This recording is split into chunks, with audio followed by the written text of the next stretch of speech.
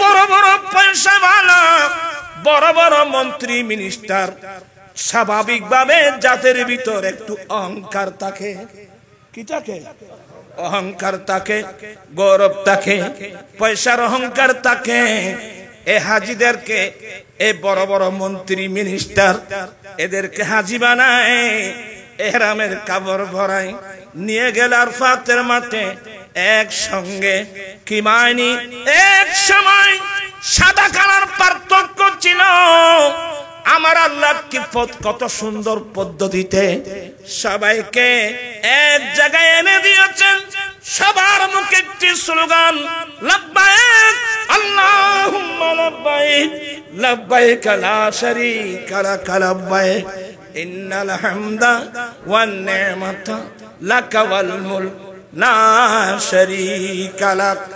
আপনি যখন আরাফাতের মাঠে যাবেন, লাখপতি, কোটিপতি, আফ্রিকার মানুষ, এশিয়ার মানুষ, সাউথ আফ্রিকার মানুষ, আমেরিকার মানুষ, কালো মানুষ, সাদা মানুষ, শ্যামলা হেংলা পাতলা, সবাইকে এক জায়গায় নিয়ে আল্লাহ জমা করে দিয়েছেন। এটার মেইন হলো বৈষম্যতা দূরীভূত করে মানুষের মধ্যে ইত্তেহাদ এনে দেওয়ার জন্য। সুবহানাল্লাহ। আমাদের মধ্যে সে পার্থক্য। আল্লাহর ঘর মসজিদে যান, ওখানে কোনো বৈষম্যতা নাই। নামাজে যান, বৈষম্যতা নাই। রোজায় যান, বৈষম্যতা নাই। হজে যান, বৈষম্যতা নাই। আমার নবী আরাফাতের মাঠে দাঁড়িয়ে এই বক্তব্য দিয়েছিলেন, লা ফাদিলাতাল আরবি আলাল আজমি ওয়ালাল আজমি আলাল আরবি ওয়ালাল আহমার আলাল আসওয়াদ ওয়ালাল আসওয়াদ আলাল আহমার ইল্লা বিতাকওয়াল্লাহি আযজা ওয়া জাল্লা। ও আমার উম্মত, অনারবীদের উপর আরবীদের কোনো মর্যাদা নাই। আরবী মানুষের উপর অনারবীদের কোনো মর্যাদা নাই। কালো মানুষের উপর সাদা মানুষের কোনো মর্যাদা নাই। সাদা মানুষের উপর কালো মানুষের কোনো মর্যাদা নাই। সারা পৃথিবীর মুমিন মুসলমান, সাদা হোক, কালা হোক, হ্যাংলা হোক, পাতলা হোক, কোটিপতি হাজারপতি হোক, সারা পৃথিবীর মুসলমান এক সমান। তবে একে অপরের উপর প্রাধান্য নেওয়ার একটি মাত্র মাপকাঠি, ওই মাপকাঠির নাম তাকওয়া। আল্লাহু আকবার। আল্লাহ বলেন, তোমাদের মধ্যে যারা ঈমান এনেছে বা ঈমান আনবে, যারা মুমিন, এবং ওয়াল্লাযীনা উতুল ইলমা দারাজাত, তোমাদের মধ্যে যারা ঈমান এনেছে এবং ইলমে দ্বীন যাদেরকে দান করা হয়েছে, এদের অসংখ্য মর্যাদা আল্লাহ বুলন্দ করতে থাকেন। সুবহানাল্লাহ। এদের দরজাত আল্লাহ বাড়াতে থাকেন। আল্লাহ বাড়িয়েছেন এমন না, আল্লাহ বাড়াতে থাকবেন। এখানে অনেক আলেম উলামা আছে যারা আলেম তৈরি করার কারিগর। এমন আলেম এখানে আছে। আমি যখন দুরুসুল বালাগত পড়াচ্ছিলাম, এখন আছে না দুরুসুল বালাগত? দুরুসুল বালাগতের মধ্যে এই কায়দাটা পাবেন, মুখতাসরুল মানির মধ্যেও পাবেন, মুতাওয়ালের মধ্যে। মুতাওয়াল দুইটা, একটা ইলমে নাহবের মুতাওয়াল, আরেকটা বালাগতের মুতাওয়াল, ওখানে পাবেন।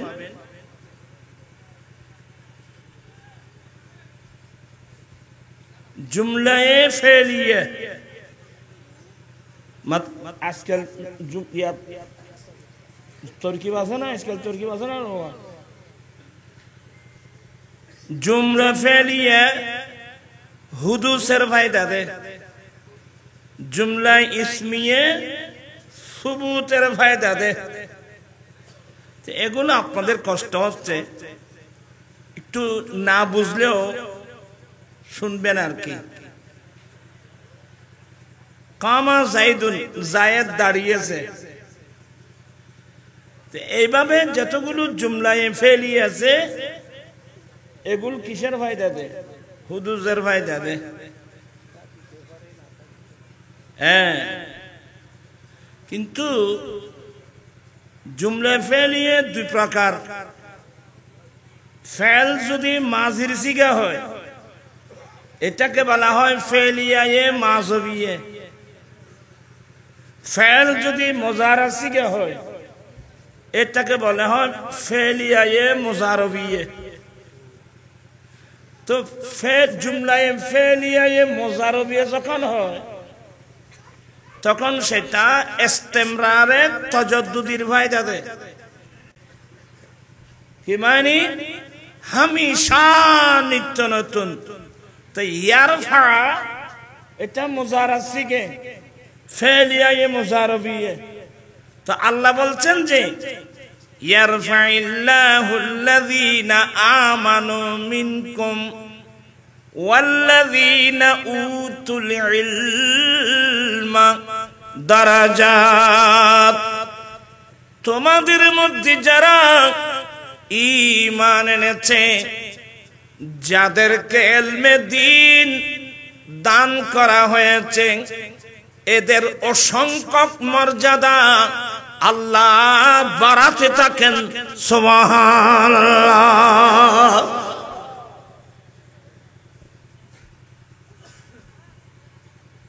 আপনারা কি বিরক্ত হচ্ছেন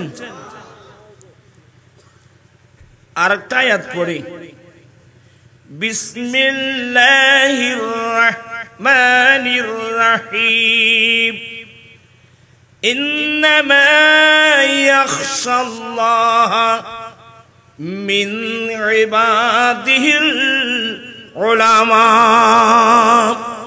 আল্লাহ বলেন আল্লাহর বান্দাদের মধ্যে একমাত্র হক্কানি রব্বানি আলেমরাই আল্লাহকে ভয় করে আল্লাহকে ভয় করে কারা যারা হক্কানি রব্বানি আলেম যাদের কলবে শরীয়তের ইলম যাদের কলবে তরিকতের ইলম যাদের কলবে হাকিকতের ইলম যাদের কলবে মারফতের ইলম এক কথায় কোরআন সুন্নাহর ইলম যাদের অন্তরে আছে এরাই আল্লাহকে কি করে এরা আল্লাহকে ভয় করে আপনারা কি বিরক্ত হচ্ছেন কিনি কিনি বিরক্ত না আইব তোরা বুঝতে না দিতে লাই আয় কেন বুঝতা না আসো তো এনে আর অরাল হনবরত দে ইয়া বুঝুন না আর বা আমি হতে ব্যাকুন বুঝে তো ব্যাগুন বুঝলি তো ব্যাগুন মাদ্রাসা দিত ওই চান্নামাতিয়া বুঝলি ব্যাগুন ফা খড় দিত ইয়াত একবার সব চুপচাপ এই মশলাটা বুঝলে সবাই ছেলেদেরকে কোথায় পাঠাতেন ইয়া ইতার আওয়াজ একবার বন্ধ হয়ে গিয়ে পরিষ্কার কেন কষ্ট দিই বাবা আর আসতেন না সময় করে আর বয়স করে বলতে চাচ্ছিলাম যে এই মশলা যদি আমরা বুঝতাম তাহলে আমরা আমাদের ছেলেদেরকে কোথায় পাঠাতাম আরো জোরে আরো জোরে ইয়া ভুয়া মাদ্রাসা পড়াইয়ে দে না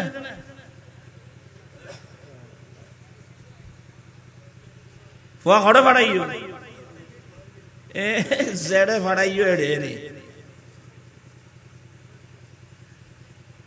কিয়ামতের কঠিন দিনে এই ছেলেরা আপনাদের বিরুদ্ধে মামলা করবে এই ছেলেরা আপনাদের বিরুদ্ধে মামলা করবে আল্লাহ আমরা কি জানি আমাদের মা বাবা আমাকে স্কুলে পাঠিয়েছে ওখানে তো আল্লাহর কিতাবও নাই ওখানে দয়াল নবীর হাদিস শরীফও নাই আপনি নিজেও জানেন যেখানে আল্লাহর কোরআনও নাই, ওখানে আমার দয়াল নবীর হাদিস শরীফও নাই, তো জেনে শুনে ছেলেদেরকে আপনি পাঠালেন যে ওখানে। তো এগুলোর হিসাব কিয়ামতের মাঠে হবে না? দুনিয়া এড়াও যার গুমাই ভূত। মা বাপ চিনে এমন ছেলে কয়জন আছে? দুনিয়ার গান কইন রাখো। মা বাবা চিনে বর্তমান সমাজে এমন ছেলে কয়জন আছে? আর এই ছেলে চিনবো কিভাবে? আমরা তো কোরআন হাদিস ছেলেদেরকে শিক্ষা দিই নাই। আমি অনেকবার বলছি, ফটিয়া বেশি দূরে তো না। ফটিয়া কি বেশি দূরে? ফটিয়া সাবেক মেয়র মাস্টার শমসুল আলম জাতীয় পার্টি করত, এরশাদের পার্টি করত মাস্টার শমসুল আলম। অনেকে ওনাকে পাগলা শমসু এমনি বলতো তো আর কি। আপনার হাসবেন না, খুব ঠান্ডা মেজাজ। আমি কি বলছি এগুলো শুনবেন। উনি মারা গেল। সে যখন মারা গেল, ছেলে বলতেছে, মা আমার বাবা তো মারা গেল, আমার বাবা ব্যাংকে টাকা রেখে গেছে, নমিনি আমাকে করে দেন। ছেলে বলতেছে, ছেলে লেখাপড়া কম করে নাই, অনেক লেখাপড়া, ওই তোমারা করতে লাগবে রে। আবার এই লেখাপড়ার মাঝখানে ওরা ইয়াবার ট্যাবলেট, কথা বলছেন না কেন, মাদক সেবন করত। আমি কি ভুল বলছি? পত্রিকা আমার কাছে আছে। চট্টগ্রাম ইউনিভার্সিটির বাথরুমে যদি ফেন্সিডিলের বোতল পাওয়া যায়, আর এই দেশের ছেলেদের মেয়েদের নিরাপদের জায়গা আর কোথায় আছে? হয়তো আমি এগুলো বলছি, আপনারা অনেকে রাগ করেন, আমি জানি। আমি সত্য কথা বলার কারণে অনেকে রেগে যায়, কিন্তু কত বাস্তব কিনা বলেন। এই মাদক থেকে জাতিকে মুক্ত করতে হবে, ছেলে মেয়েদেরকে মুক্ত রাখতে হবে, যৌতুক থেকে সমাজকে মুক্ত করতে হবে। সুদ এখন তো অ্যাভেলেবেল, সুদ ঘরে ঘরে সুদ। মহিলারা পর্যন্ত, অনেক মহিলা পর্যন্ত সুদের মধ্যে টাকা লাগাচ্ছে। আমরা সবাই নীরব, যেমন আল্লাহ আমাদেরকে অন্ধ বানিয়েছে। আমরা চোখ থাকতে অন্ধ, কিন্তু কিয়ামতের মাঠে হিসাব হবে না।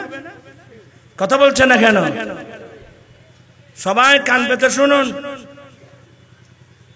তো এ বলছে যে ওই হাসান রাজা এতে ফল বাঁশি বাজাতে দেখো না, গোনা রাস্তা ফল বানাইবে। এখন আর নামা যাচ্ছ না, আমি বললি তো আই এখন। আচ্ছা যাই হোক, তোরা ফল কেন আনবি, কে আসো না। আল্লাহুম্মা সাল্লি সাইয়্যিদিনা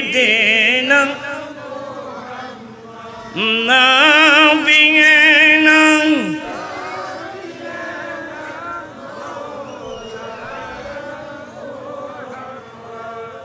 ছেলে, তোমরা আমার দিকে তাকাও। তোমরা আমার সাথে ওয়াদা করবা, আমরা জীবনে কেউ মফত দিল ইয়াবা ট্যাবলেট আমরা খাবো না। হাত উঠাই বলতে হবে, হাত উঠাই বলতে হবে, পয়সা দিয়ে না। মফত দিল আমরা মাদক সেবন করব না, শরাব মদ খাবো না। এগুলো আল্লাহ হারাম করে দিয়েছেন। কথা বলছেন এখানে, এগুলো আল্লাহ কি করে দিয়েছেন? ওবা কথা না কই তোরা, আমি বুঝাতে চাচ্ছিলাম ওই শামসুল আলম সাহেবের ছেলে মাকে বলছে নমিনি আমাকে করতে হবে, বলে না তোমাকে কিভাবে করব।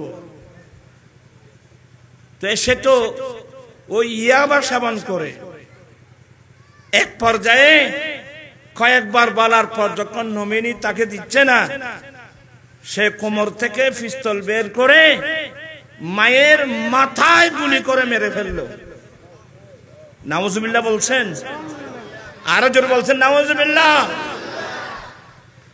প্রাণপ্রিয় দেশবাসী, মুসলিম ভাই বোনেরা, আমাকে একটি প্রশ্নের উত্তর দেবেন, ছেলে কিভাবে মায়ের মাথায় গুলি করতে পারে? দোষটা কিন্তু ছেলেদের না, দোষটা কিন্তু আমাদের।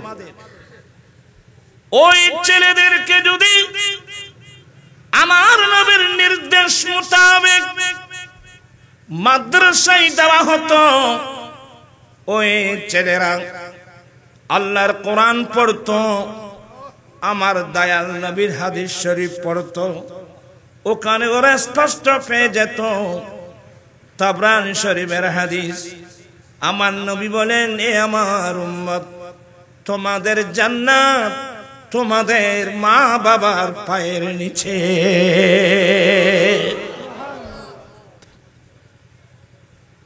তোমাদের জান্নাত তোমাদের মা বাবার পায়ের নিচে।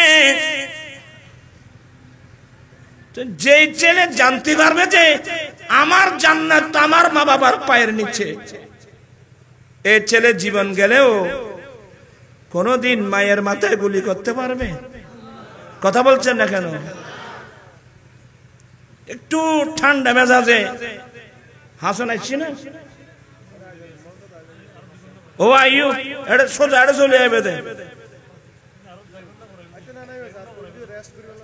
রেস্ট করবেন না, রেস্ট করতে চাইছি না, এই আট টাকা দিয়ে বইতে ফল না বাদ কম নিষেধ।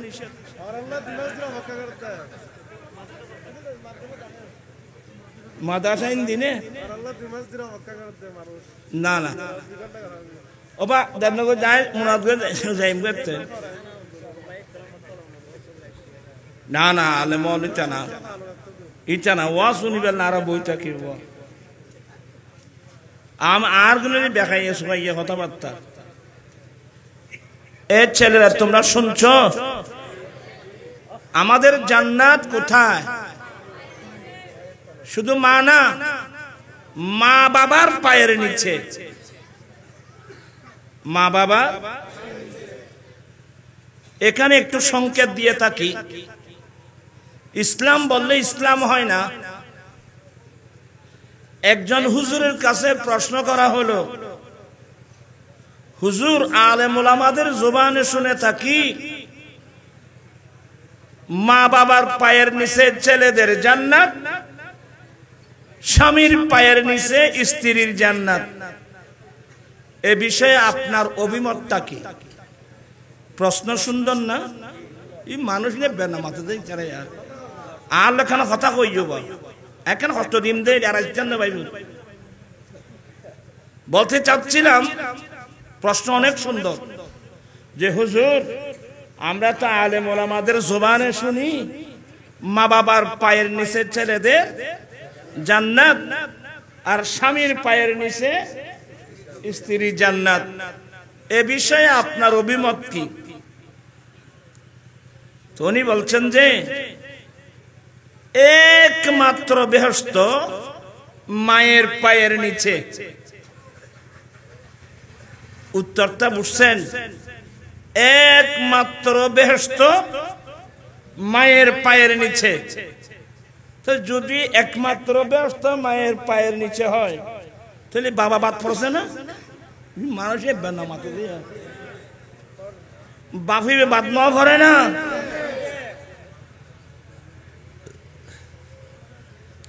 একমাত্র ব্যস্ত যদি মায়ের পায়ের নিচে হয়, তাহলে বাবা বাদ পড়ে নাই। তাই হচ্ছে বাদ সহ্য হজ জানা, তোমার তো এসে প্রতিবেদন করো।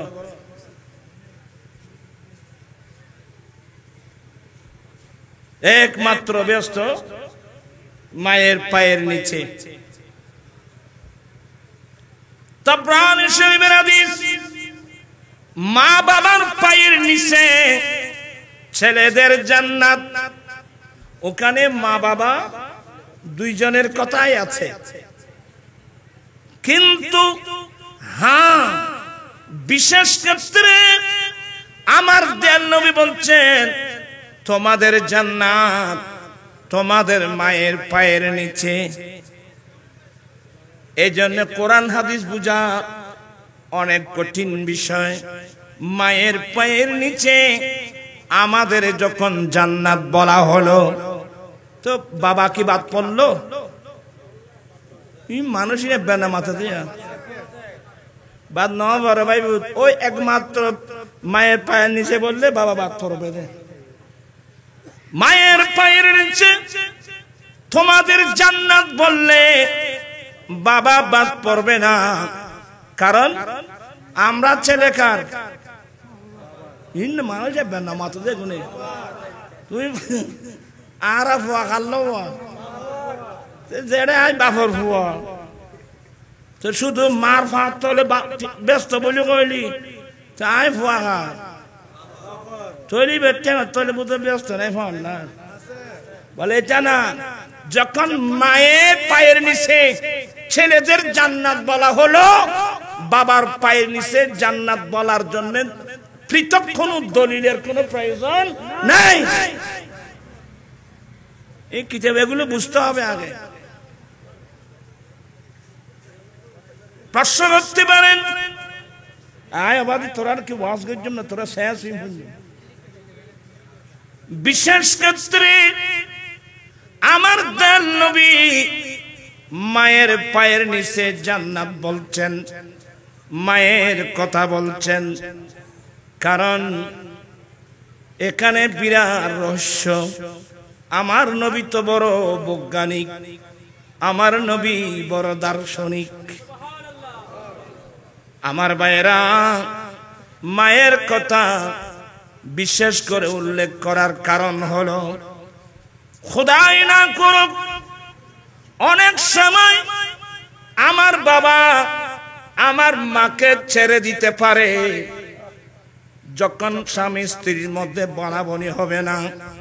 খোদাই না করো আমার বাবা যদি আমার মাকে ছেড়ে দেয়, শরীয়ত মোতাবেক ইদ্যত পালন করার পরে ওনার ফাইফ নিয়ে আমার বাবার বিটা বাড়ি ছেড়ে চলে যেতে হবে। স্ত্রী যেহেতু স্বামী তালাক দিয়ে বলছে, ইদ্যত পালন করার পরে ওনার ফাইফ নিয়ে উনি আমার বাবার ঘর ত্যাগ করে চলে যেতে হবে। আমার ভাইরা, খোদাই না করুক আমার মা যতক্ষণ আমার বাবার ঘর বাড়ি ছেড়ে চলে যাবে, এখন আমার মা আরেকজন স্বামী নিতেও পারে, আরেকজন স্বামী নাও নিতে পারে। যদি আরেকজন স্বামী নেয়, তার খোরাক পোশাক উনি যোগান দেবে। আর যদি আমার মা যদি আরেকজন স্বামী গ্রহণ না করে, তখন আমার মায়ের খোরাক পোশাক কে যোগান দেবে? রোগাক্রান্ত হলে কে চিকিৎসা করবে?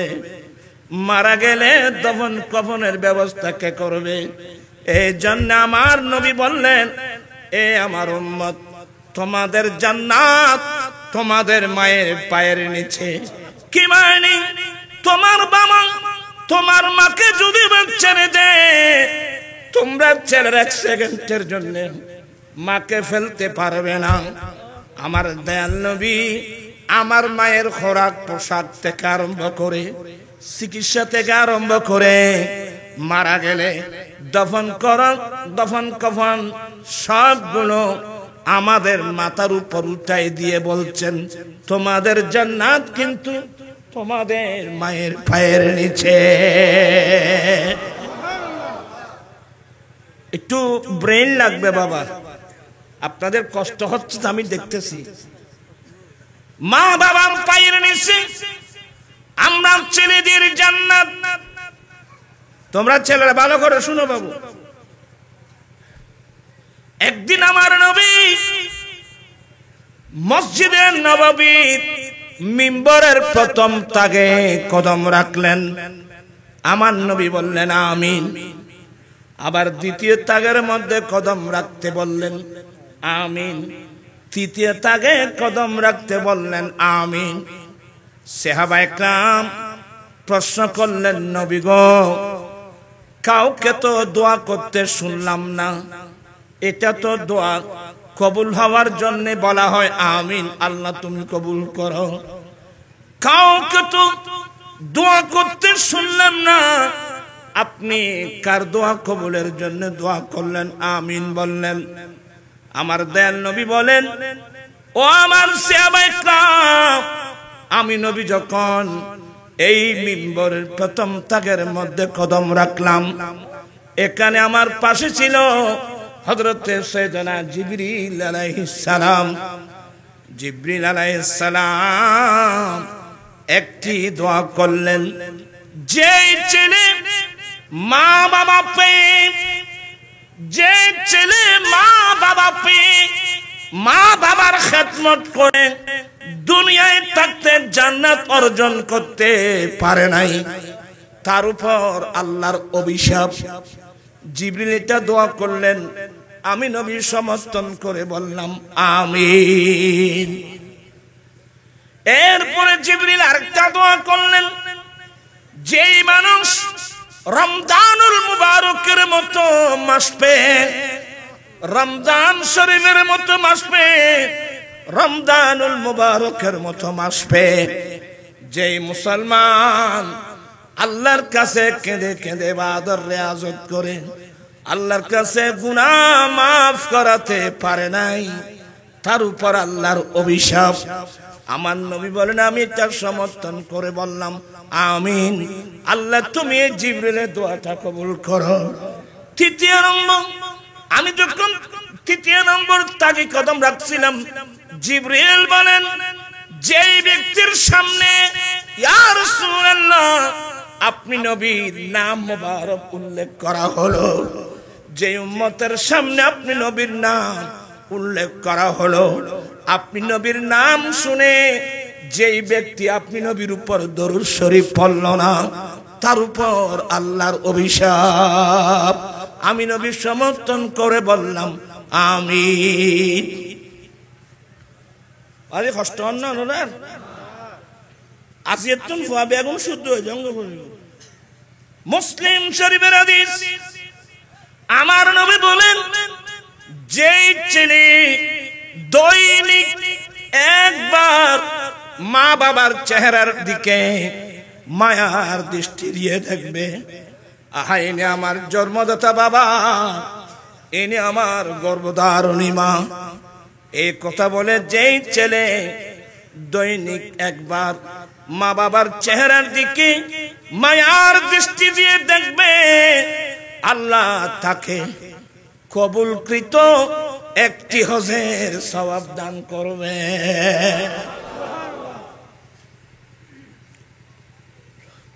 একজন সাহাবা নবীর কাছে জানতে চেয়েছিলেন, নবী গো, যেই ছেলে দৈনিক 100 বার মা বাবার চেহারার দিকে মায়ার দৃষ্টি দিয়ে দেখবে, কেউ যদি 100 বার দেখে, আমার নবী বলেন আল্লাহু আকবার, আল্লাহ মহান, বিদায়।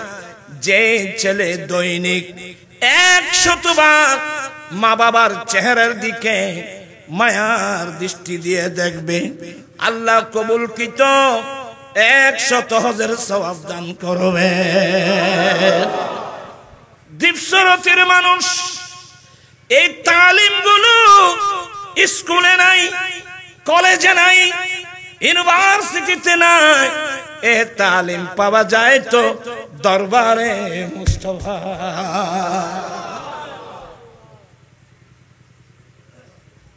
এটা লাই ফার্স্টে হইলাম ভাই, একদিন বুঝিনি আমরা আমাদের ছেলেদেরকে কোথায় পাঠাতাম? আলা হযরত কমপ্লেক্সে পাঠাতাম আমরা। আমার নবী বলছেন তলাবুল ইলমি ফরিদাতুন আলা কুল্লি মুসলিমিন ওয়া মুসলিমা, প্রত্যেক মুসলমান পুরুষ এবং নারী, প্রত্যেক মুসলমানের উপর দ্বীনের জ্ঞান অর্জন করা ফরজ। শুধু তাই নয়, হাফিজুল হাদিস ইমাম বাইহাকি শুআবুল ঈমান নামক কিতাবে হাদিস আনছেন। আমার দয়াল নবী বলেন উতলুবুল ইলমা ওয়ালাউ কানা বিসসিন, উম্মত তোমরা দ্বীনের জ্ঞান অর্জন করো যদিও তোমাদেরকে চীন শহরে যেতে হয়। উম্মত তোমরা দ্বীন শিখো, শরীয়তের ইলম, তরিকতের ইলম, হাকিকতের ইলম, মারফতের ইলম শিখো। এই ইলম শিক্ষার জন্য তুমি যদি চীন শহরে যেতে হয়, অর্থাৎ দূরত্ব বুঝিয়েছেন, তুমি চীন শহরে যাও, অনেক দূরে যাও, তারপরে তোমরা দ্বীন শিখো। দ্বীন না শিখলে দ্বীন মোতাবেক, ধর্ম মোতাবেক আপনি আমি চলবো কিভাবে? আমি প্রথমেই বলছিলাম আমরা মুসলমান, আমাদের জন্য দুটো বড় বড় সম্পদ। এক নম্বর হলো ঈমান, দ্বিতীয় নম্বর হলো কি? ইলমে দ্বীন। কিন্তু আমরা তো জীবন কাটাচ্ছি শুধু দুনিয়ার সম্পদের পিছনে। আমার জীবন মরণ সাজাবো মাদানী রঙে, আমার জীবন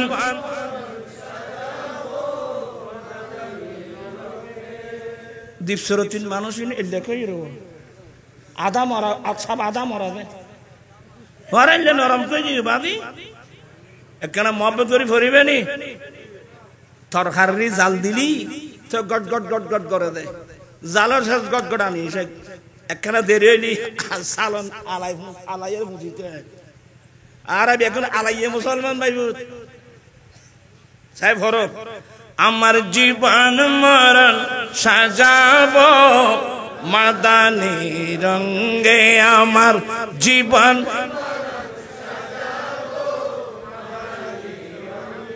সেই রঙে রঙিন হলে আল্লাহ রাসূল থাকবে আমার সঙ্গে। আমার জীবন মরণ, আমার জীবন আমার মরণ আমি সাজাবো মাদানী রং দিয়ে। মাদানী রং অর্থ হলো আমার দয়াল নবীর সুন্নাত দিয়ে। যদি আমরা আমাদের গোটা জীবনটা যদি নবীর সুন্নাত দিয়ে সাজিয়ে নিতে পারি, কবরে, হাসরে, কিয়ামতের কঠিন দিনে আপনার পাশে আমার পাশে কেউ নাই থাকবে। তোমার আর্মি কে চাও না, ওই দরজা খুলে বাঁধে দেই আওয়াজি বেহুললেই কসম পারে না ভাই বহুত খাচ্ছ তোর কোনো দাবাই নেই। আয় ওয়ার দেখান করি না কেন আর খাচ্ছি তেল লেগে আয় তাগো বললাম আয় বেশিক্ষণ নাই বাদি এই এনে কিছু বয় দিয়ে রে আর বা হাসন যা সুন্দর ওয়াজ করিব আয় দের গইতাম না এই ঠিক আর ফিরিবে না, ফিরে আয় আর ফান্না ফারাই জন্য। আমি একটা ক্লাস করতেছি, ব্রেন লাগবে, আগ্রহ লাগবে, মন মানসিকতা পরিবর্তন করতে হবে। আমার ভাইয়েরা ইনশাআল্লাহ হদ দেন যে বিয়ে করতে গেলি ওর তুমি চেয়া খুঁজিবি, ফার্নিচার খুঁজিবি, বাত খুঁজিবি, ও যে আর ঠিক বলে হদ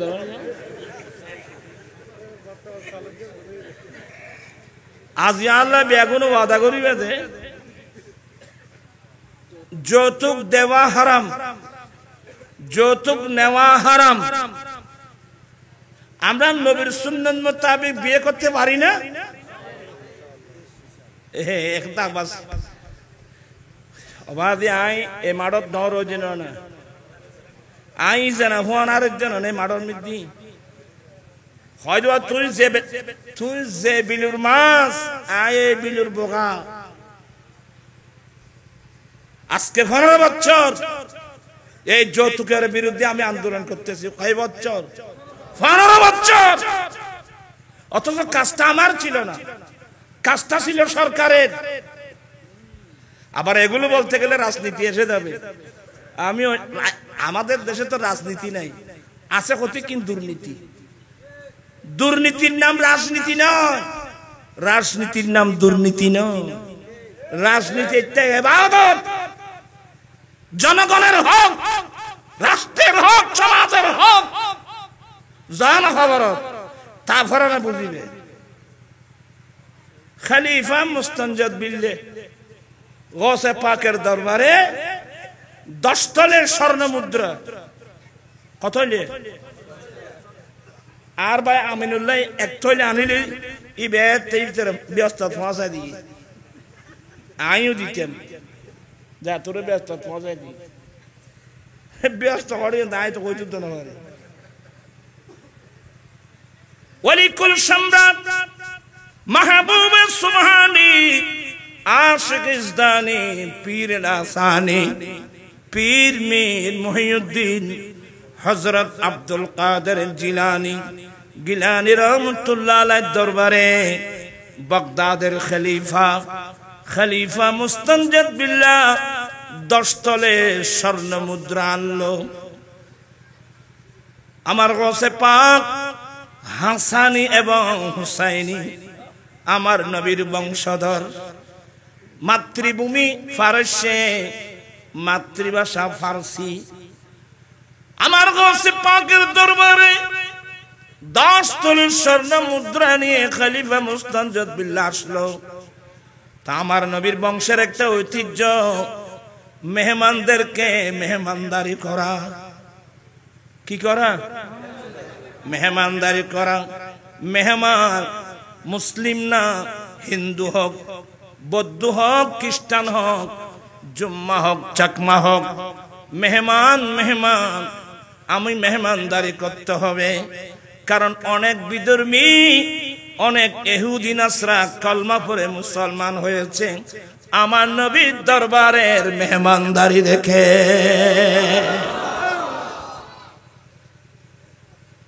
কথাও বেশি বাড়ে দেখি সমস্যা। একজন ইহুদি আর তো মেহমানদারি কারো হয় না, তো জানি মসলেন কিচ্ছু না জানি। আল্লাহর নবী বলেন উত্তম মেহমানদারি একদিন এক রাত। ইনে কেন শিখিল? উত্তম মেহমানদারি একদিন এক রাত, বেশির মধ্যে 3 দিন। আমার নবীর একজন সাহাবা জানতে চান, নবী গো 3 দিনের চেয়ে বেশি থাকতে পারবো না? আমার নবী বলেন, সাহাবা তোমার আত্মীয় তোমার সামনে লজ্জা পাক, এটা তুমি পছন্দ করো? বলে না ইয়া রাসূলুল্লাহ। বলে যদি এটা পছন্দ না করো তাহলে বেশির মধ্যে থাকবে কয়দিন? 3 দিন। এই জন্য উন্নত মানের মেহমানদারি কয়দিন? আমিনোর বাড়ি গেলে কদিন তা ইবে কা মাথায় বুঝুন না। জামাই আসছে, মেহমানদারি, উন্নত মানের মেহমানদারি। আমাদের চট্টগ্রামের ভাষায় বলে দুরুস্কুরো। মানুষ মরা মানুষ দুরুস্কুরো নাই এড়ে। আর ছোড়া খালে পাবাদ বাক্য আসল তো বব্বু জামাই দুসারা দুরুস্কুরো মুসারা। ইন আছে না রে ভাই? পড়া আছে না? আর বেটা আছে না? হ্যাঁ, বব্বু জামাই দুসারা সিডিঙ্গে ভাষা, আর আমাদের ভাষা দুরুস্কুরো মুসারা। দুরুস্কুরো চিনো না? সিলেটিরা বলে সাগরানা, আমরা বলি দুরুস। এটা উন্নত মানের খাবার। আপনারা অনেক জ্ঞানী গুণী মানুষ, শিক্ষিত মানুষ, অভিজ্ঞ মানুষ। আপনি কোনো কোথাও মেহমান হলে এই জিনিসটা 1 নম্বরে দেওয়া হবে, কারণ এটা উন্নত মানের খাবার। আর যারা জ্ঞানী মানুষ এরা বলতে যে এটা দেওয়ার অর্থ হলো আমাদেরকে বিদায় দিয়ে ফেলছে। ওইসব মানুষ নেবেন না মাথা দিয়ে উন্নত মানের খানায় বেউ দেওয়ার নাই। তাহলে ব্রেনি মানুষ যারা খোঁজে ওরা ইবে খায় একবার ফেসমিককে ফিরি না যাব এনে বুঝু যাবি কদি আসো দিতে রে আজ পুরোনা কথা কইতো আর বেশির মধ্যে কয়দিন তুই যদি না দাইনে করি এক সপ্তাহ থাকতেছ তোমার প্রত্যেকটা দুরুস করে দিব না দাইনে করি তাই গেলি তার ফর রক্তর মধ্যে খোঁজুয়া গলা কাপড় দিবে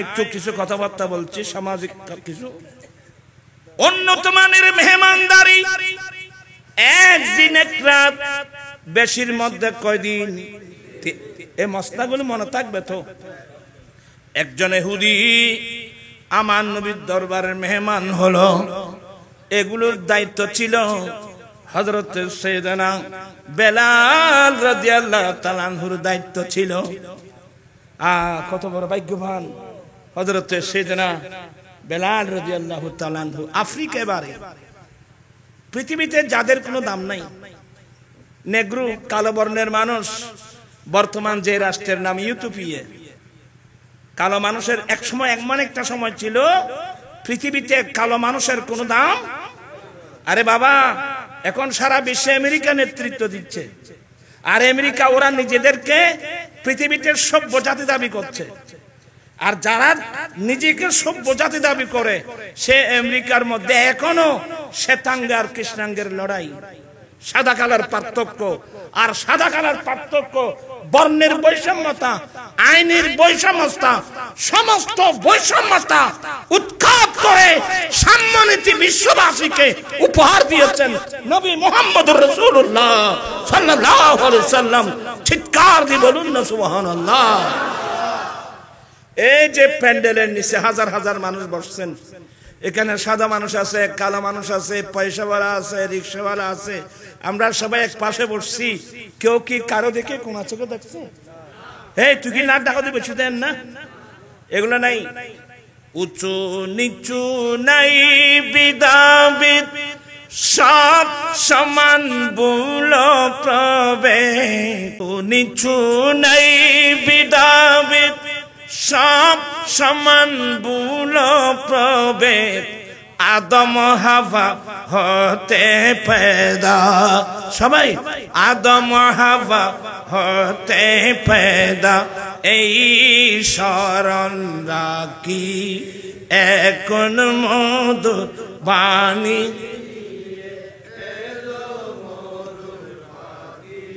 আরা গোসা চলে গেল ভাল্লা আমি এখানে কিছু অপ্রিয় কথা বলবো আর বাইতার আছো তো আমি কিছু অপ্রিয় কথা বলবো আজকাল একটা নতুন জিনিস মুসলমান সমাজে ঢুকে গেছে এটার নাম ভিআইপি কইছ না মাথা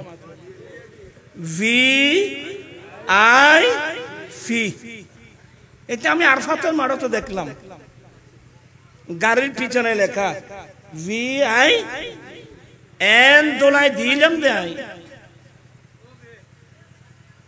আমার ভাইয়েরা আমি ভাইদেরকে বলছি আল্লাহ আপনাকে অনেক দৌলত দিয়েছেন দৌলত কিভাবে খরচ করবেন আল্লাহর নিয়ামতের শুকরিয়া আদায় করার জন্য আমি কিন্তু বিনয়ের সাথে বলবো জীবনে কোনোদিন বেইফি সেজে আল্লাহর গুরখানায় কাবা যাবেন না বেইফি সেজে হজের মধ্যে যাবেন না আমি অনেক গবেষণা করে দেখলাম মেন হজ কোথায় মেন হজ যদি মেন হজ আল্লাহর গুরখানায় কাবার তাওয়াফ নয় মেন হজ হলো ওকুফে আরাফা মেন হজ কি মেন হজ হলো ওকুফে আরাফা জিলহজ মাসের 9 তারিখ সূর্য পশ্চিম দিকে দলে পড়া থেকে সূর্য অস্ত যাওয়া পর্যন্ত হজের উদ্দেশ্যে ইহরাম পরে আরাফাতের মাঠে অবস্থান করা ওরা মন খেয়াল দেন কেন নাই আল্লাহর বা আরাফাতের মাঠে কি করা? অবস্থান করা। এটাই হলো মেন হজ। আমার দয়াল নবী বলেন যে ওকুফ আরাফা পেয়েছে সে হজ পেয়েছে, যে ওকুফ আরাফা পায় নাই সে হজ পায় নাই। এই কারণে আমি অনেক হাজিদেরকে বলতাম যারা রোগে আক্রান্ত, মারাত্মক জটিল কঠিন রোগে আক্রান্ত, তাদেরকে মেডিকেলের মধ্যে দেওয়া হলো, মুস্তাশফার মধ্যে দেওয়া হলো। অনেক সময় অনেক মুআল্লিমরা পরামর্শ দেয় তোমার বাবা যখন অসুস্থ সে তো হজ করতে পারবে না, তাহলে বদলা হজ করায় নেন। আমি কয়েকজনকে বললাম না না, বদলা হজ করানোর দরকার নাই, সে তো হজের হেরাম করে মক্কায় মুআজ্জামায় এসেছেন। আপনারা কি বিরক্ত হচ্ছেন? আমি পরামর্শ দেব সেই যত বড় জটিল কঠিন রোগী হোক তারকে হেরামের কাপড় পরাই নিয়ত করাই। ওই মুআল্লিমদেরকে বলবা মুআল্লিম সাহেব আমার আব্বা জটিল কঠিন রোগে আক্রান্ত, আমার আব্বাকে একটা মেডিকেলে দেওয়া হলো, আমি বিনয়ের সাথে বলছি আমার আব্বাকে অন্য মেডিকেল থেকে ট্রান্সফার করে আরাফাতের এরিয়ার মধ্যে যে হসপিটাল আছে আমার আব্বাকে আর আরাফাতের এরিয়ার মধ্যে যে কোনো হসপিটালে স্থানান্তর করা হোক। আপনার আব্বা যদি আরাফাতের এরিয়ার ভিতর কোন একটা হসপিটালে যদি চিকিৎসায় থাকে, ইহরামের নিয়ত পরে যদি ওখানে থাকে, আপনার বাবার হজ আদায় হয়ে যাবে। বুঝছেন এগুলো? আমি কি জন্য আনলাম জিনিসটা? আনলাম এজন্যে মেন হজ হলো ওকুফে আরাফা। আমি ওখানে গিয়ে চিন্তা করলাম দেখি রে আরাফাতের মাঠত বেকুন বই, তখন একটা সিলাইবিহীন কাপড় পরলাম, একটা সিলাইবিহীন কাপড় গায়ে দিয়ে, মাথায় কোনো টুপি নাই, পাগড়ি নাই, এখানে শুধু অবস্থান করা। এটা কোন ধরনের হজ? গবেষণার এক পর্যায়ে আমার মেমোরিতে আসলো আমার আল্লাহ হজ ফরজ করে পৃথিবীর বড় বড় পয়সাওয়ালা, বড় বড় মন্ত্রী মিনিস্টার, স্বাভাবিকভাবে জাতের ভিতর একটু অহংকার থাকে। কি থাকে? অহংকার থাকে, গৌরব থাকে, পয়সার অহংকার থাকে। এ হাজিদেরকে, এ বড় বড় মন্ত্রী মিনিস্টার, এদেরকে হাজি বানায়, ইহরামের কাপড় ভরায়, নিয়ে গেল আরাফাতের মাঠে একসঙ্গে। কি মানি? এক সময় সাদা কালার পার্থক্য ছিল, আমার আল্লাহ কি কত সুন্দর পদ্ধতিতে সবাইকে এক জায়গায় এনে দিয়েছেন। সবার মুখে একটি স্লোগান, লাব্বাইক আল্লাহুম্মা লাব্বাইক, লাব্বাইক লা শারীকা লাক লাব্বাইক, ইন্নাল হামদা ওয়ান নি'মাতা লাকা ওয়াল মুলক লা শারীকা লাক।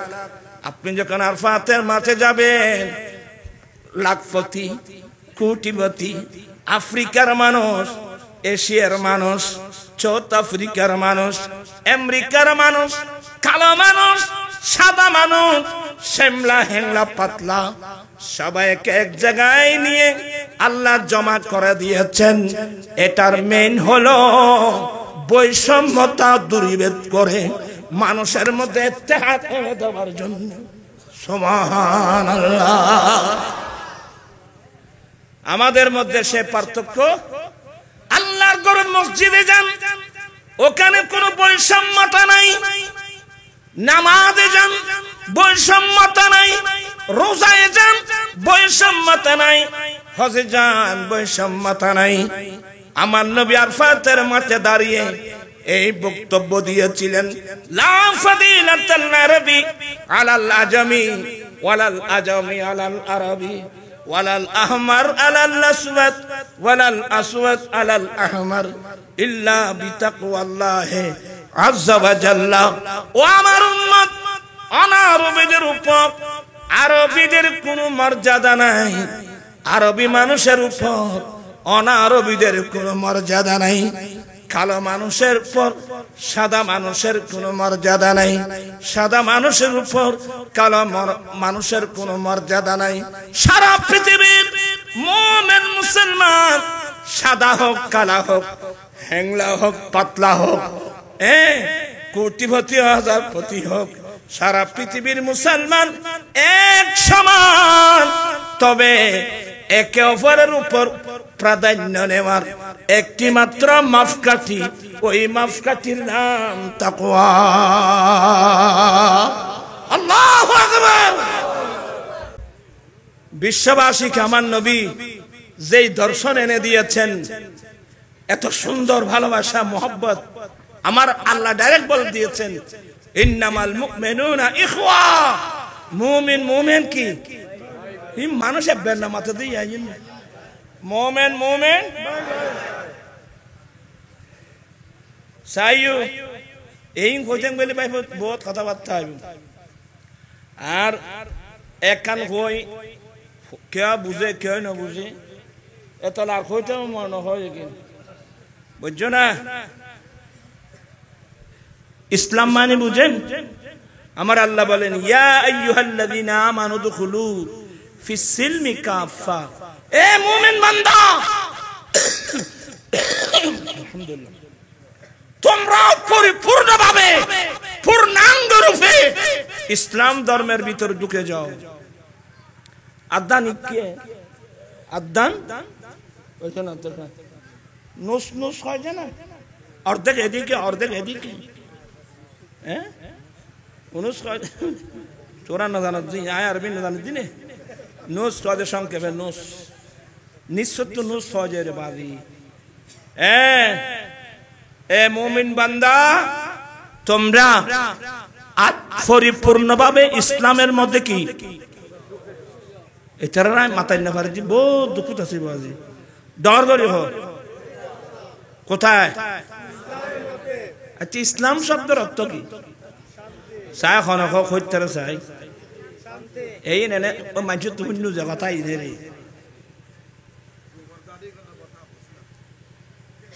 আল ইসলাম গর্দন নেহাদত বাতাব। ইসলাম শব্দের অর্থ হলো আল্লাহ আল্লাহ রাসূলের কানুনের সামনে আত্মসমর্পণ করা। এখানে আমার নফসানিয়ত চলবে না, এখানে আমার যুক্তি চলবে না, এখানে আমার নফসানিয়ত চলবে না। আল ইসলাম গর্দন নিহাদান বাতাব। ইসলাম শব্দের অর্থ হলো একেবারে আত্মসমর্পণ করা। কি করা? এনে মুসলমান হই যে না আল্লাহ আল্লাহ রসুলের কানুনের সামনে আত্মসমর্পণ করলাম।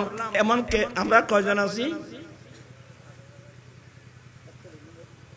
না না একটা নতুন আছি কজন? মোটেও নেই। আল্লাহ আল্লাহ রসুলের কানুনের সামনে যদি আমরা আত্মসমর্পণ করতাম, সুদ এখানে কোনোদিন আসতে পারতো না, যৌতুক কোনোদিন আসতে পারতো না, মহিলারা জীবনে কোনোদিন বেপরদা চলতে পারতো না। আমি এগুলো বললে আপনারা মনে কষ্ট পাবেন, কষ্ট পেলে আমাকে বলতে হয়। আমার ভাইরা, যেদিন আমরা কলমা পড়েছি লা ইলাহা ইল্লাল্লাহু মুহাম্মাদুর রাসূলুল্লাহ, আল্লাহ ছাড়া কোনো ইলাহ নাই, আল্লাহ ছাড়া কোনো মাবুদ নাই, মুহাম্মদ সাল্লাল্লাহু আলাইহি সাল্লাম আল্লাহরই প্রেরিত। এই কলমা যেদিন পড়লাম, এই কলমা পড়ার পরে তার মানে আমি আত্মসমর্পণ করে দিলাম। ওদিন থেকে মৃত্যুর আগ পর্যন্ত আমি আল্লাহ আল্লাহ রসুলের আদেশ নিষেধ মোতাবেক চলতে হবে। টাইম কত দূর আসান রাজা এবার কি খড় লেগে গেছে? আয় চারি ভাই তোরা আনলে আনবি, নইলে আনবো। ফায়ারে লাপান কি ফোয়ারা তাজু ফোয়ার বিয়ে মেয়ে বিয়ে তুমি ডাক ডাক করি যৌতুক লো।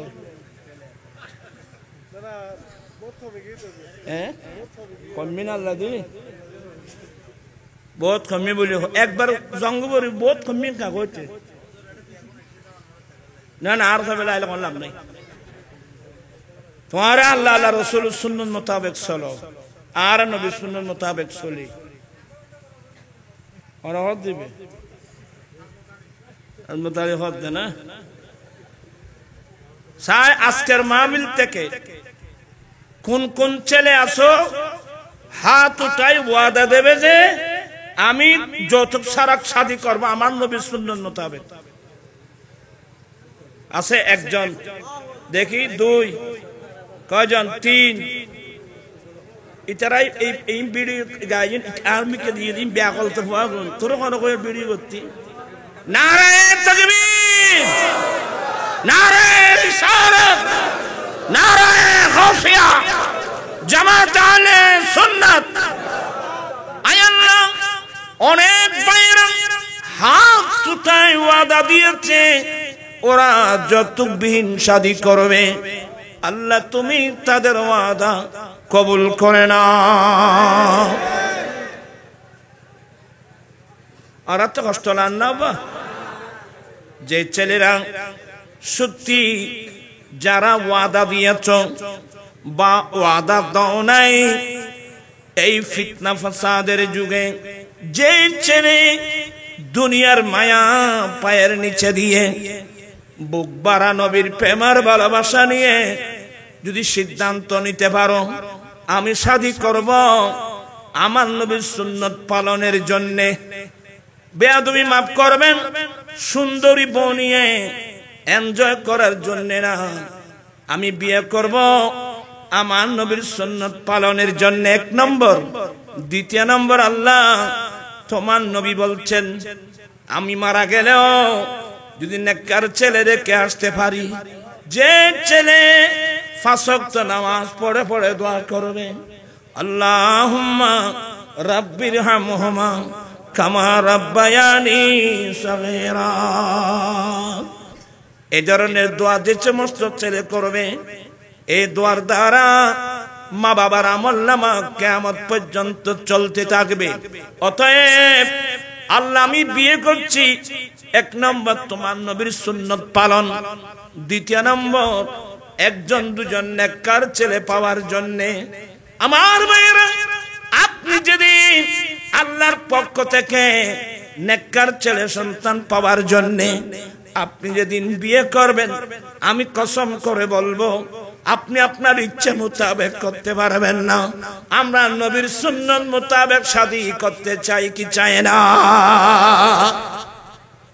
আজকে যারা ওয়াদা দিয়েছো অনেকে ওয়াদা দাও নাই যদি গুনাহগার যা বলছি যদি দুনিয়ার মায়া ফেলে দিয়ে আমি আসি কয়দিন আমি বাঁচব কয়দিন আমার দাদা কোথায় আমার বাবা কোথায় আমার নানা কোথায় লক্ষ লক্ষ কোটি কোটি ভাই বোন মুরব্বী ওই কবরস্থানে আমাকে তো চলে যেতে হবে সেই কবরস্থানে সামান্য সময়ের জন্য আসলাম এত যদি নবীর বিরোধী কাজ করি আমি কি জবাব দেব দুনিয়ার মায়াকে লাথি মেরে না না আমি নবীকে ভালোবাসি আমি আমার দয়াল নবীকে ভালোবাসি আমার নবীর সুন্নত মোতাবেক আমি বিয়ে করব এই ফিতনা ফাসাদের যুগে যেই ছেলে যৌতুক ছাড়া নবীর সুন্নত মোতাবেক শাদী করবে আমার আল্লাহ আপনাকে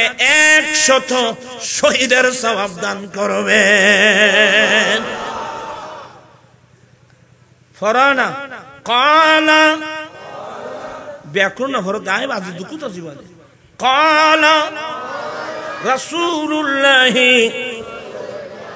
সাল্লাল্লাহু আলাইহি ওয়াসাল্লাম মান তামাসসাকা বিসুন্নতি ইনদা ফাসাদে উম্মতি ফালাহু আজরু মিয়াতি শহীদ আমার নবী বলেন উম্মত ফিতনা ফাসাদের যুগে যে উম্মত আমি নবীর একটা সুন্নত মজবুত করে ধরবে আল্লাহ তাকে 100 শহীদের সওয়াব দান করবেন দুনিয়াকে প্রাধান্য দিবেন না। এই দুনিয়াকে প্রাধান্য দিয়ে লাভটা কি বলেন তো আমাকে? আজকে দুঃখ লাগে, মেয়ে তো আমারও আছে, মেয়ে তো আপনারও আছে। আপনি ছেলেকে বিয়ে করার সময় আবি আয় বরে থদুন কিনলে কইল আসদ না, ওই তো ৮ ভাই আসদ বলে হত ১৫০০ আজ থেকে বন্ধ। আজ থেকে এভাবে বড় যাত্রী দাবি করা ইন্না মাথেকা। এছাড়া কোথায় নুরিশায় তখন আর খানা বন্ধ করে দেবে। হ্যাঁ, একবার শেষা খাইলে খাইতেন নাই, আর রুজুর হলে জায়েজ গরিবার লাই, আর নসাহিত্য দিবে ইচ্ছে খাবার দে। আপনারা হুঁশ করে চিন্তা করতে হবে। ওনার তৌফিক আছে, উনি স্বেচ্ছায় ১০০০ বড় যাত্রী খাওয়াচ্ছে, কিন্তু ওনার আশেপাশে হাজার হাজার গরিব মানুষ আছে। এই সাপটা গিয়ে পড়বে কোথায়? গরিবের উপর। ও বা ওই চরত ১০০০ খাবাই, তুই ২০০ টাকা আবার করিব না। এত লেখানা ওস গরি চলল ভাই, বেয় শূন্য চলল। বেআই সাহেব, আমরা একমত হলাম আত্মীয়তা করব, তো মেয়েটাকে আপনি আমার বাড়ি পাঠিয়ে দিবেন না আমাকে আসতে হবে? বেআই সাহেব, আপনার একটা সমাজ আছে, আমার একটা সমাজ আছে, আপনি সমাজে নিয়ে আসেন, আমি আমার সমাজ একসাথে বসে খানা খেয়ে আমি মেয়েটা উঠাই দেব। তো কয়জন? গরিব হলে ৫ জন, ১০ জন, ১৫ জন, বেশি হলে ২০ জন, ৩০ জন, ৪০ জন, ৫০ জন, বড় পয়সা ভালো হলে ১০০ জন।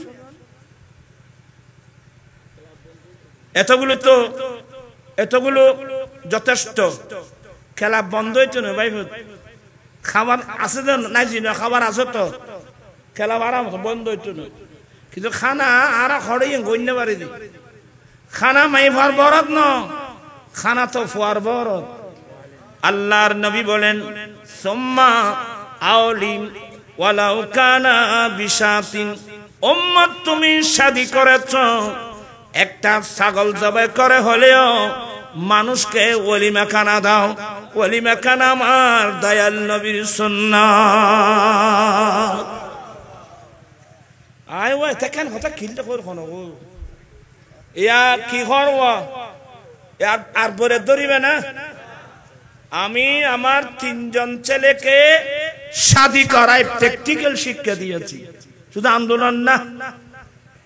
আমার বলো ৩ জন ছেলে হাফেজ কোরআন এবং হাদিসের, এলমে হাদিস এবং এলমে ফিকহ, আমি ওদেরকে শাদী করাইছি। বড় জনকে শাদী করাইছি যে ক্লাবে, ওনার আমার বিয়ের বাড়ি ওদেরকে দাওয়াত দিয়েছি, আমার গুলো দাওয়াত দিয়েছি। খেলাপ ভাড়া থেকে আরম্ভ করে খাওয়ার বিল সবগুলো আমি পেমেন্ট করেছি। আমার বিয়ে আপ্রাণ চেষ্টা করেছিল, আপনি না। এখানে অনেক ছেলে আছে যারা দুবাই, আবুধাবি, আরবস্থানে থাকে, যে ক্লাবের মধ্যে খাবার অনুষ্ঠান হয়, বরপক্ষ কন্যা পক্ষ সবাই যায়, কিন্তু ক্লাব ভাড়া থেকে আরম্ভ করে সমস্ত খাবার বিলগুলো কে পেমেন্ট করে? বরপক্ষ। মেয়ের পক্ষে ১ পয়সাও খরচ এই মাথে নিচ না, মাথা দেখা করতে ব্যারাম করে ভাই। আর দেশত আমার আশ্চর্য লাগে কি জানেন চাচা, আমাদের দেশটা হলো, এখানে ইতিহাসের অনেক ছাত্র আছে। মোগল আমল থেকে এই চট্টগ্রামের নাম কিন্তু ইসলামাবাদ। আমাদের চট্টগ্রামের নাম ইসলামাবাদ মোগল আমল থেকে, কিন্তু ইসলামাবাদ থেকে ইসলাম একেবারে বিলুপ্তির পথে। আমি যখন নর্থ বেঙ্গলে যাই, পঞ্চগড়, নীলফামারী, রংপুর, দিনাজপুর, সৈয়দপুর, এইভাবে সাতক্ষীরা, খুলনা, যশোর, এভাবে যখন আমি ওইদিকে যাই, যখন যৌতুক, অনেক আমার ভক্ত যৌতুকের বিরুদ্ধে যখন ওয়াজ করি, নুরি হুজুর বাবা আমাদের এখানে এগুলো নেই, তখন আমি লজ্জায় ভেঙে পড়ি, হায় আল্লাহ, এখানে যৌতুক নাই আর আমি চট্টগ্রামের মানুষ, যে চট্টগ্রামের নাম ইসলামাবাদ, আজকে সে চট্টগ্রাম থেকে ইসলাম বিলুপ্তির পথে। আজকে অপসংস্কৃতি, নবীর সুন্নাত বিরোধী যেগুলো কি বিদআতের সাইয়্যা বলে, এগুলো আমাদের গোটা দেশটা দখল করে নিয়েছে। ঠিক কিনা ভাইরা আমার? আজকে ওয়াদা করতে হবে আমরা নবীর সুন্নাত মোতাবেক চলতে চাই কি চাই না? দুই হাত উঠায় বলতে চাই কি চাই না? আল্লাহু আকবার, ইয়া রাসূলুল্লাহ।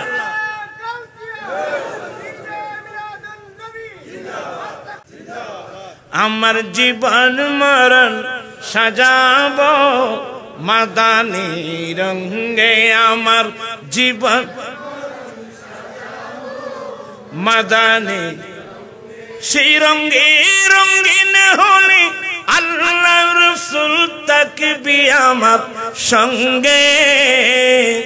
আমার জীবন মরণ, আমার জীবন মরণ আমি সাজাবো মাদানী রং দিয়ে।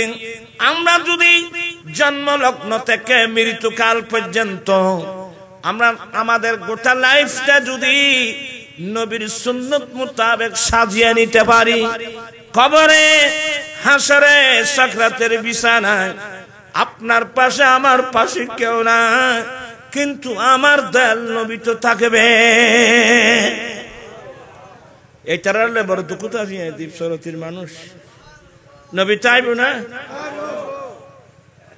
খরা চাইব তো আর মান আব্বার নামাতে দিয়া খবরে আমার নবী আসবে, নবী থাকবে। একজন শায়ের সুন্দর করে বলছেন, মন করনা কি রে রাগে যাবে যে কবরে, মন করনা কি রে রাগে যাবে যে কবরে, আমান এ দরদি মদিনা শহরে। চিৎকার দিয়ে বলুন না সুবহানাল্লাহ। আমার নবী আমাদের কবরে আসবে।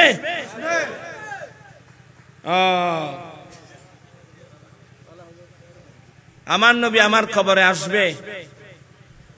অনেক ভাইরা এগুলো বুঝে না, হয়তো আইব খেয়ে না আইব। উনি মারা গিয়েছেন, উনি ইন্তেকাল করেছেন, এটা তো সত্য। আমার নবী ইন্তেকাল করেছেন, হ্যাঁ, মদিনার রওজা পাকে দফন করা হয়েছে। কইবে তো এত না আর খবর বুতুর কেন আইব। ইন হিসাব কিতাব করে দার ভাই ফুত্তারা কদন ই মানুষ ইনলে আই বড় দুঃখ আছে। হজার নবী কেন আইব তো এর তো হাদিসে কি হবে, ওয়ামা কুনতা তাকুলু ফি হক্কে হাযার রাজুলিল্লাযী বুইসা ফীকুম। এ মানুষ, এ মহাপুরুষ যাকে দুনিয়ার মধ্যে তোমাদের কাছে পাঠানো হয়েছিল, ওনার সম্পর্কে তোমার কি মন্তব্য, কি আকীদা? জিজ্ঞাসা করবে। ইন্না মাঝে মানুষ এগুনে বুখারী শরীফে আছে তো এ হাজার রাজুল, এই মহাপুরুষ হারা রুজুর হলে ভান্না ভরা দে উজুর মানি আর বাইফুত তারা উল্লে গিয়ে গেছি তারা আরে ওইছে না মাথে কা আর বাইফুত তারা কত গুণ একে গিয়ে দেখে গিয়ে গেছি আছে না। তো এই তারা ফলরে বুঝা যে খজওয়ারে খজ উজুর নবী আইব নাকি, হতে না না নবী কেন আইব, এর ফটো দেখাবে তো ফটো ফটো আকিদা শুদ্ধ করো আগে, কি ফটো দেখাইব তুমি? তোর না জানাত যে তোর কত কই দেব না, হাজার রজুল মানি ফটো না আয় তেলে মানুষ আর কোনোদিন ন দে হজুর ফটো হই জি হাকিকত মুতাজ্জর क्या খদি আর খবর তোর আইবু কেন, তাই তোরা শিখে দিন তুই তো কেন আইবু, তোরা ওদের এনে আইবু করতে পারবে নি কেন খুন্দি খুললে এ কথা ইনি এত আইব না না বারুতে ভরে দেবে আইব না খুন্দি খুললে ইচারা কাজে নুরিশে দেখুন মানুষের কৃষিকে ফন্না ফরার আচ্ছা ভাই ওরা বেয়াগুন জ্ঞানী গুণী মানুষ, আপনারা আমাকে রং বুঝবেন না, আমি রং কথা বলি না বাবু, তো কোনো সময় হয়ে যায়, এটা ক্ষমা করবেন। মেরাজের হাদিস বুখারীতেও আছে, মুসলিম শরীফেও আছে, 86টার মধ্যে মেরাজের হাদিসগুলো আছে। আল্লাহর নবী বলেন, আমি বাইতুল মাকদাস থেকে জিবরিল সহ বুরাক সহ যখন আসমানি জগতে গেলাম, আসমানের কিনারায় যখন গেলাম, ওখানে একটা গেট আছে না, ওখানে একটা গেট আল্লাহ বানিয়েছেন, এমন সুন্দর গেট, ওই গেটটা আমার আল্লাহ বানিয়েছেন একমাত্র আমার দয়াল নবীর জন্য। এর আগে গেট কোনোদিন খোলা হয় নাই। আয় ফরে যান না, ও আমিন কাদির কই ফাস্তাফতাহ জিবরাইল অতঃ ফাস্তাফতা জিবরিল আলাইহিস সালাম। এই দরওয়ান, তাড়াতাড়ি দরজা খোলো, দরওয়ান দরজা খোলো। তো এর দরওয়ান আছে, ওনার নাম ইসমাইল। উনি জিজ্ঞাসা করবেন, কে মনান্তা, আপনি কে? ক্বালা আনা জিবরিল, উত্তর দিলেন আমি জিবরিল। হুজুর বলে আমি জিবরিল। দ্বিতীয় নম্বর প্রশ্ন, ওয়ামা মাকা, আপনার সঙ্গে ইনি কে?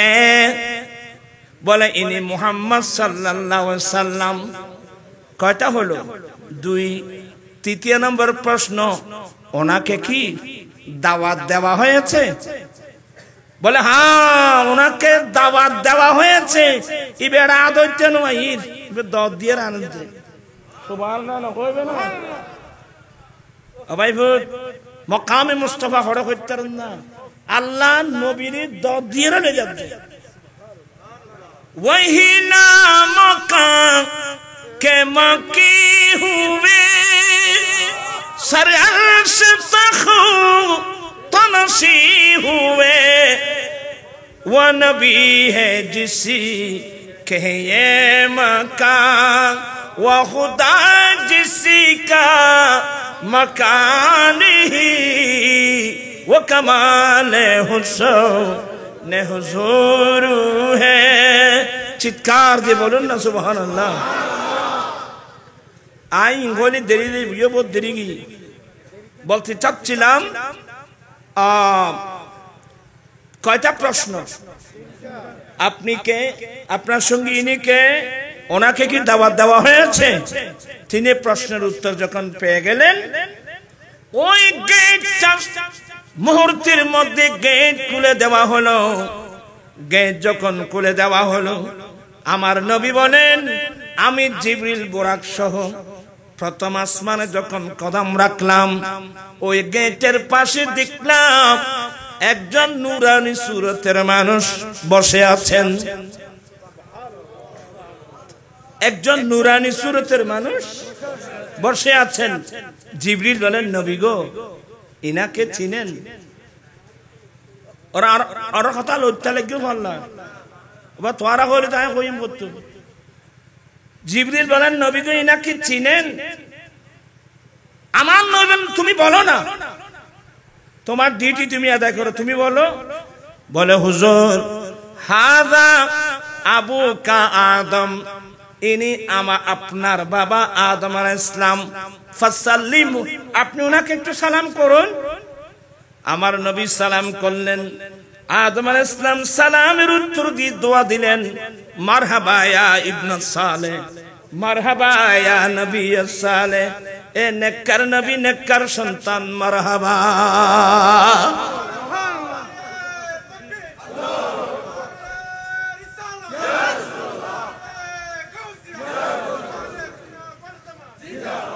এগুলো কোথায় বাবা? প্রথম আসমান। এই জমিন থেকে আসমানের দূরত্ব কত? 500 বছরের দূরত্ব। এত আর বৈজ্ঞানিক হাম চলতো না। আমার মেয়েরা, 500 বছরের দূরত্ব। আদম আলাইহিস সালাম। আচ্ছা উনি কি মারা যান নাই?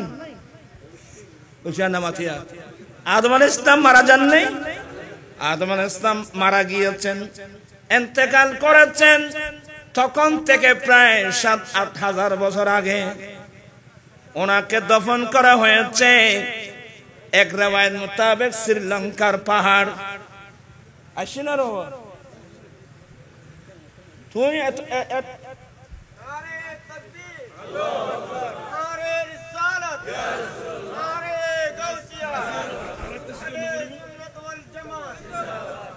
আর তোমার হইলাম যে বাপ নহাই বেললে তোমার বাপ খাবাই জানো নিজে জানো কই কি বলে বাপ না খাইছে তুই বাপ না হ মারহাবা হবে আগুনে তুই শেয়ার কই ফিরে ভাই বস এ মুজাফফর ইয়া শেয়ার কই কথা নিবে না না তোমার 10 সাইন ইয়েনত বলি শেয়ার বাই দিবি তুই ইয়েনত বলি তোমার আসো কা তোরা এলে ওরে আসো কেন করে বাতি কে শুরু এবার আগে গাল দিতে নি আগে যে বাতু পারতাম না খাইও দুবে সরব কে দেড় মানা করছি এর কি মানা মানত না আর তোমার তো এনে কুরের গুস্ত সলের গুস্ত গরুর গুস্ত ডিম কুরের ডিম আসো ডিম গোড়ার ডিম যেতুন পারো কি হত কি গদি আমিন বইয়ু আয় ও শেষ হয়ে গি বাদি আয় বয় দিবে এখন রাদি আর কই দে কোনটা ওয়াজ করতে ইবে তো দত আরকান আছে আচ্ছা আছে সালাতুন ইয়া রাসূল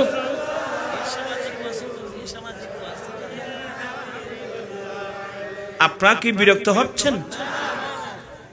এটা আর হুজুর কদুন আছে কেন করতেন আখল বাইতে আর মুরব্বী হলো হয়তো যে হয়তো 1 মন এলম তাইলির 10 মন আখল লাইব অদ ফিট করি বেলা এরি আর হুজুর এলম বেশি আখল নান বাইতে এ ফেস খাই দে ফুয়া কদুন হেন কাটা গালি তোরা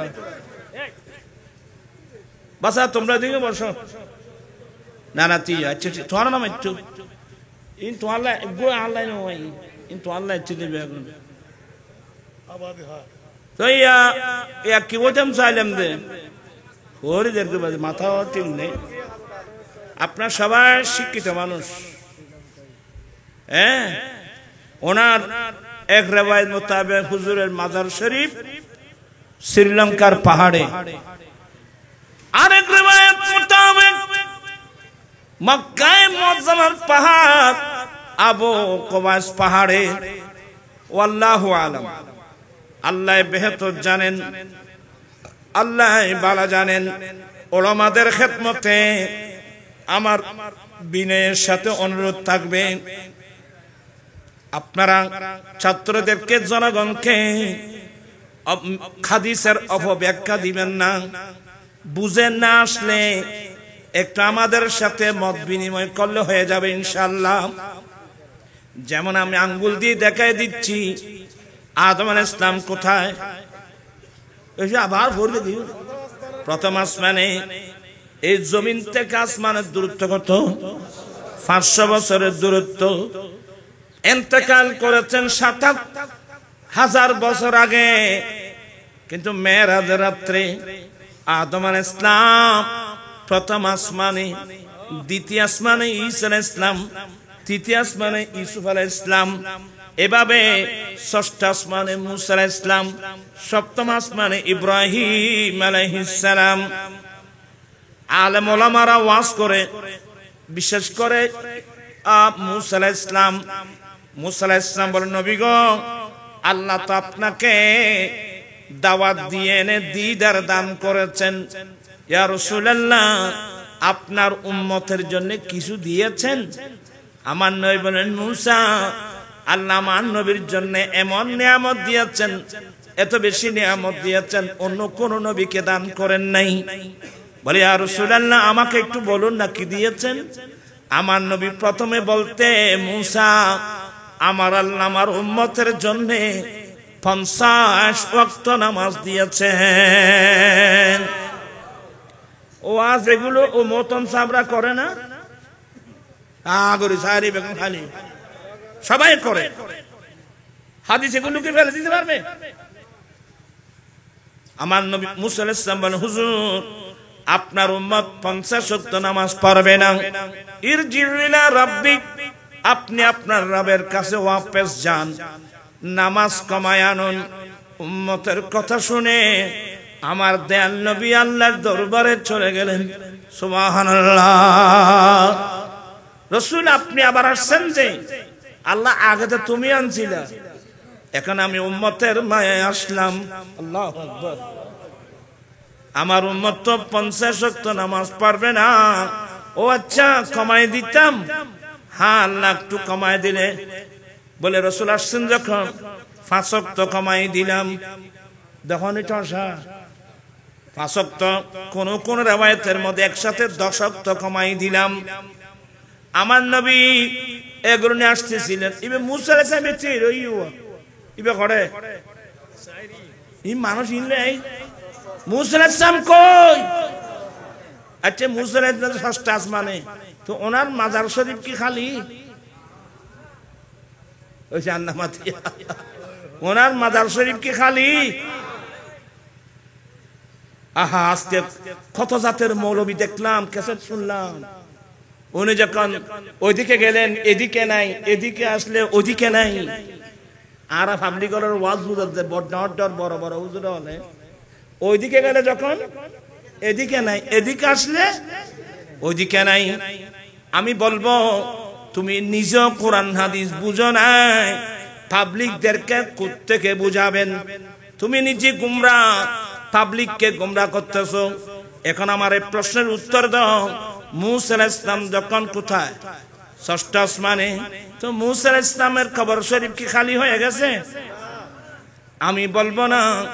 শব্বির আহমদ ওসমানী দেওবন্দি ফাতহুল মুলহিম শারহে সহিহুল মুসলিমের এই মেরাজের হাদিসের ব্যাখ্যায় উনি লিখতেছেন, এই মুসা আলাইহিস সালাম যখন ষষ্ঠ আসমানে, মুসা আলাইহিস সালামের কবর খালি হয়েছে।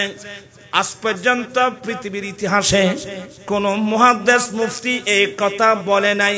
কারণ আল্লাহর নবী মুসা আলাইহিস সালাম ষষ্ঠ আসমানে আছে, আল্লাহর নবী মুসা আলাইহিস সালাম আফন কবর শরীফেও আছে। আল্লাহ নবীদেরকে এই ক্ষমতা দান করেছেন। আয় কি কথা বুঝে তাজিনার এটা আর লম্বা গেলে আরো দেরি দেব। এতে ইবের ওয়াজ উনতেন ইবের সামান্য কিছু আবার যাইবে। আমার ভাইয়েরা, আমি আর কথা বাড়াচ্ছি না। আদম আলাইহিস সালাম প্রথম আসমানে, দ্বিতীয় আসমানে ঈসা আলাইহিস সালাম আছে তো, হাদিসের দ্বারা প্রমাণ আছে তো। সে আলা হসাই ইবে কোন দিকে ওই জান্নামাতিয়া খড়ে গিয়ে দেয় আসমানও। এখান থেকে প্রথম আসমানের দূরত্ব 500 বছরের দূরত্ব। আদম আলাইহিস সালাম ইন্তেকালের 7,000 বছরের পরে আদম আলাইহিস সালাম প্রথম আসমানে, ঈসা আলাইহিস সালাম দ্বিতীয় আসমানে গেই না রোয়া। আলা হসা কোন দিকে ওই জান্নাতে কোন দিকে দে কেন কইলে? আচ্ছা, মদিনা শরীফের তুন বাংলাদেশের কবরস্থান ক্ষুদ্রবাদী। বাংলাদেশ থেকে আমাদের মদিনা শরীফ থেকে আমাদের বাংলাদেশের দূরত্ব কত? মাত্র 6-7 হাজার মাইল। 6-7 হাজার মাইল দূরে আমার কবরের ভিতর খজিবে খবরের ভিতর আইব কেন? আমার ভাইয়েরা, আমি বিনয়ের সাথে বলবো, কবর অনেক গভীরে না, 2-3 হাত নিচে কবর, নাকি 2-3 হাত 4 হাত নিচে, এই গভীর। কিন্তু আমি আলেমদেরকে বলবো, আপনি বিজ্ঞান পড়েন নাই। এই জমিন থেকে আসমান পর্যন্ত কয় হাজার ক্ষেত্র আছে? এটার নাম কুররাতুল আরদ, মাটির ক্ষেত্র। উপরে কুররাতুর রি, বাতাসের ক্ষেত্র। এরপরে গেলে কুররাতুল কামার, চন্দ্রের ক্ষেত্র। আমার ভাইয়েরা, বায়ুমণ্ডল পার হয়ে গেলে ওখানে অক্সিজেন লাগবে। আবার অক্সিজেন নিয়ে কতটুকু যাবেন তার একটা সীমা আছে। এভাবে হাজার হাজার ক্ষেত্র পার হয়ে আল্লাহর নবী মুসা আলাইহিস সালাম সহ আম্বিয়া ইকরাম আসমানি জগতে গেল। আমার দয়াল নবী মদিনাতুল মুনাওয়ারা থেকে মাত্র ৭,০০০ মাইল দূরে এই আমার উম্মতের কবরের মধ্যে নবী আসতে পারে না। আসারে ক্ষমতা কে দিয়েছেন? আল্লাহ। এখানে সমস্যা কিসের? আমার ওয়াজ শেষ, অর্ধেকের মধ্যে শেষ করে দিচ্ছি। আমি বোঝাতে চেয়েছি, আমরা যদি নিজের জীবনকে আমার নবীর সুন্নাত দিয়ে সাজিয়ে নিয়ে যেতে পারি, কবরে, হাসরে, কিয়ামতের মাঠে আপনার পাশে আমার পাশে কেউ নাই, আমার দয়াল নবী কিন্তু তাকবেন। অতএব আমরা নবীর সুন্নাত মোতাবেক চলতে চাই কি চাই না? দুই হাত উঠায় চলতে চাই কি চাই না? আল্লাহ তুমি কবুল করো। আমি এলোমেলো কিছু কথা বললাম, বাকি কথা ইনশাআল্লাহ আমার আজিজ ছোট ভাই মুজাহিদে মিল্লাত অধ্যক্ষ আলহাজ মাওলানা হাসান রেজা, অধ্যক্ষ হাসান রেজা মুদ্দাজিল্লু, উনি আরো সুন্দর করে বলবেন। সবাই তো ওনার পাগল আমি জানি। এখন আর ওয়াজ শুনতে না, কিন্তু আর ওয়াজ শুনতে এসেছে তারা আজ এখানে সুন্দর করে নাচ শুনে। অতএব আমি আর কথা না বাড়িয়ে লাস্ট একটা কথা বলবো। ছেলেদেরকে কোথায় পাঠাবেন এ কথা কি মনে থাকবে? মাদ্রাসায় যাওয়ার পরে যা শিখবে ফরজ, এটা শিখার পরে এবার আপনি আপনার ছেলেকে স্কুলে পাঠাতে পারেন, কলেজে পাঠাতে পারেন, ইউনিভার্সিটিতে পাঠাতে পারেন। এখানে তো কেউ নিষেধ করে নাই। আর একটা কথা মনে রাখবেন, আমরা মুসলমান, আমাদের উপর ৫ ওয়াক্ত নামাজ ফরজ। নবী কমাতে কমাতে কমাতে কমাতে কয়েক নিয়ে আসছেন। আমরা নামাজ পড়ব ৫ ওয়াক্ত, আল্লাহ সওয়াব দান করবেন কত? ৫০ ওয়াক্ত নামাজের সওয়াব। এত বড় সুযোগকে কি হাতছাড়া করা যায়? এটাকে আমরা হাতছাড়া করতে পারবো না। এই ৫ ওয়াক্ত নামাজের মধ্যে যে নামাজগুলো ফরজ, এটা তো আমি ইমামের পিছনে পড়ব। ইমামের কেরাত, মুক্তাদির কেরাত, আমাকে কেরাত পড়তে হবে না। কিন্তু ফরজ নামাজ ছাড়া নামাজ আরো আছে না? তো ওগুলো তো আমাকে নিজে নিজে পড়তে হবে। আমি শুদ্ধ করে যদি কোরআন পড়তে না জানি, শুদ্ধ করে কেরাত পড়তে না জানি, বাকি নামাজগুলো আমি পড়বো কিভাবে? আজকে মুসলমান পাড়া থেকে কোরআনের তেলাওয়াত সম্পূর্ণ বন্ধ হয়ে গেছে। আমার আম্মি যেন এখনো আছে, দোয়া করবেন আল্লাহ যেন সুস্থতা দান করেন। একদিন তো যেতেই হবে, আল্লাহ যেন সাকরাত আসান করে দেয়। যাবার সময় সজ্ঞানে কলমা পড়ে যেন দুনিয়া থেকে যেতে পারে। আমরা সবাইকে অবস্থা। আমি জানার কথা মনে পড়ে যে আমরা ছোটবেলায় এমনি তো দরিদ্র ফ্যামিলির ছেলে আমরা, আমার আম্মি জানতো তাহাজ্জুদ পড়তেন, আমাদেরকে ঘুম থেকে উঠাই দিতেন। একদিন আমি থাকতে পারিনি। এই উঠো, আজান হয়েছে, মসজিদে যাও। আমরা মসজিদে যেতাম, নামাজ পড়ে আসতাম। নামাজ পড়ে যখন আসতাম, মুসলিম পাড়ার মহিলারা, আমাদের পাড়ার মহিলারা ফজরের নামাজ পড়ে মুসল্লায় বসে গুনগুন গুনগুন করে কোরআন তেলাওয়াত করত। এখন এই আওয়াজ কি এখন আছে? তো তাই বুঝলেন, তুই তো আল্লাহ বয়ানো যে ওই ফার্নিচার বেশ করে দিবে, কোরআন ফরিদ জানা দিবে তো মানো। আল্লাহ পাক সবাইকে হেদায়েত নসিব করুক। আলা হযরত কমপ্লেক্স, এটা দ্বীপসুরতিবাসীর জন্য অনেক বড় নিয়ামত, ঠিক কিনা? আপনাদের এটা একটা বড় নিয়ামত না? একটা বড় নিয়ামত এই আলা হযরত কমপ্লেক্স। এই কমপ্লেক্সকে বুকে নেওয়া প্রত্যেকের ঈমানি নৈতিক দায়িত্ব। আপনারা ছেলেবেলে দিবেন, একটু পরামর্শ দিবেন, লেখাপড়া হর মানাসিরা সুবন্তে সাহেব হড় গিয়ে দিলেন, হড়া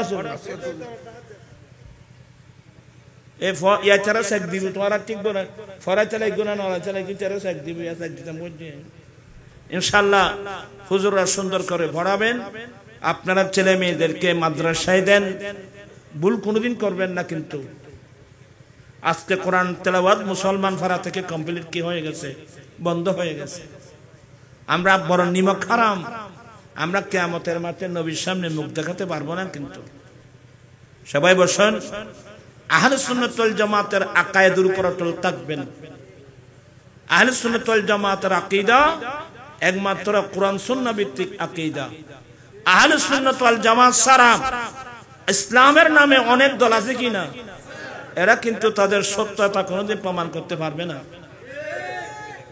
কথা বুঝছেন এগুলো বললে তো আবার অনেক ভাই রাগ করে ফেলবে হুজুরা রাগ করে ফেলবে আল্লাহ পাক যারা না বুঝে এদিক সেদিক যাচ্ছে আল্লাহ তাদেরকে হেদায়েত নসিব করুক এবার সবাই ধৈর্য সহকারে বসুন আমার ভাই আজিজের আমি অনেক কষ্ট করে আসছেন উনি মূল্যবান বক্তব্য রাখবেন আল্লাহ ওনার একটু দোয়া করবেন শরীরের জন্য শরীরটা আসলে যেন আল্লাহ সুস্থতা দান করেন আর দীর্ঘদিন যেন সুন্নিয়তের জন্য খেদমত করতে পারেন আল্লাহ ওনাদের এলম আমল হায়াতের মধ্যে আল্লাহ কোটি কোটি বরকত দান করেন আমি আর কথা না বাড়িয়ে ওই মেহমান আসি বললেন যে নবীর দরবারত এই তুমি চলে আসছি আরেককে জানলেও পারি এই জন্য আমি দুঃখ প্রকাশ করে আমি বক্তব্য শেষ করলাম আসসালামু আলাইকুম ওয়া রাহমাতুল্লাহি ওয়া বারাকাতুহু